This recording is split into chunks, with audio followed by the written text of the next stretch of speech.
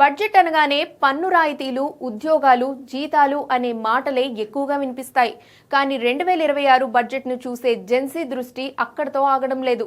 ఉద్యోగ భద్రత లేని ప్రపంచంలో పెరిగిన తరం ఇది. కోవిడ్, యుద్ధాలు, ఆర్థిక అనిశ్చితి, క్లైమేట్ మార్పులు అన్నింటినీ చిన్న వయసులోనే చూసింది.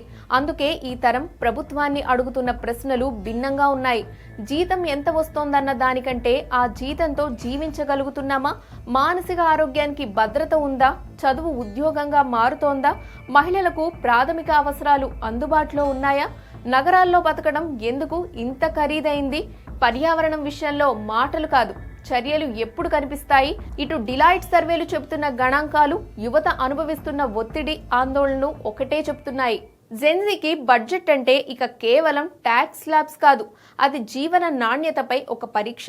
ఆరోగ్యం నుంచి చదువు వరకు, పన్నుల నుంచి పర్యావరణం వరకు ప్రభుత్వం తమ భవిష్యత్తును ఎలా చూస్తుందో తెలుసుకునే క్షణం. ఇంతకీ 2026 బడ్జెట్ నుంచి జెన్జీ నిజంగా ఏం ఆశిస్తోంది?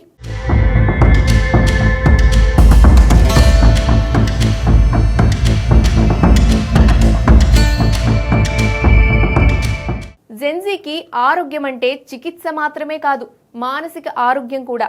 డిలాయిట్ 2025 సర్వే ప్రకారం 36% మంది జెన్జీ కిడ్స్ తరచూ ఒత్తిడి, ఆందోళనతో ఉన్నామని చెప్తున్నారు. ప్రభుత్వ ఆసుపత్రుల్లో వెయిటింగ్ టైం, డాక్టర్ల కొరత, సేవల నాణ్యతపై అసంతృప్తి స్పష్టంగా ఉంది. బడ్జెట్ కేటాయింపులు పెరిగినా రియాలిటీలో మార్పు కనిపించడం లేదన్న భావన ఉంది. ప్రస్తుతం పబ్లిక్ హెల్త్ ఖర్చు జీడీపీలో సుమారు 2% చుట్టూనే ఉంది.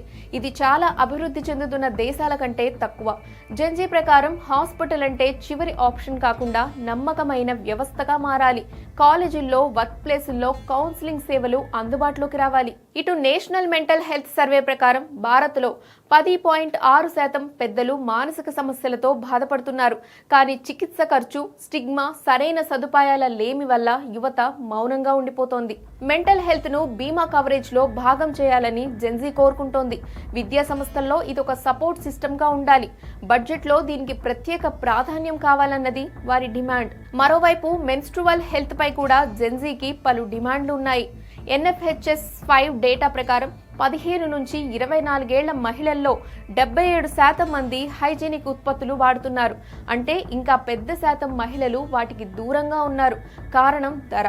జెన్జీ మహిళలు కోరేది స్పష్టంగా ఉంది. శానిటరీ నాప్కిన్లు లగ్జరీలా కాకుండా సాధారణ వస్తువుల్లా అందుబాటులో ఉండాలి. ప్రభుత్వ పంపిణీ బలపడాలి. ధర తగ్గేలా పాలసీ ఉండాలి. ఇటు డిగ్రీ ఉన్నా జాబ్ గ్యారంటీ లేదు. ఇది జెన్జీ అనుభవిస్తున్న కఠిన నిజం. విద్యా వ్యవస్థ ఇంకా పాత పద్ధతుల్లోనే నడుస్తోందన్న అసంతృప్తి ఉంది. బడ్జెట్ లో కేవలం కొత్త కాలేజీలు కాదు, ఉన్న విద్యా సంస్థలను అప్గ్రేడ్ చేయాలని జెన్జీ కోరుతోంది. స్కిల్ ట్రైనింగ్, ఇండస్ట్రీ లింకేజెస్ పెరగాలట. ఇక మొదటిసారి ట్యాక్స్ ఫైల్ చేసే యువతకు సిస్టమ్ భయపెడుతోందనే భావన ఉంది. ఫ్రీలాన్సర్లు, గిగ్ వర్కర్స్ కు నియమాలు క్లియర్ గా లేవు. ట్యాక్స్ అంటే భయం కాకుండా సింపుల్ ప్రాసెస్ కావాలన్నది వారి ఆశ. ఇటు డిఫెన్స్, స్పేస్ సెక్టార్ లో పెట్టుబడులు దేశ భద్రతతో పాటు హై స్కిల్ ఉద్యోగాలు కూడా సృష్టిస్తాయని జెన్జీ భావిస్తోంది. ఈ రంగాల్లో బడ్జెట్ పెరగాలని యువత కోరుతోంది. మరి వీరి డిమాండ్లు నెరవేరుతాయా లేదా అన్నది తెలియాలంటే ఫిబ్రవరి 1 వరకు వెయిట్ చేయాల్సిందే.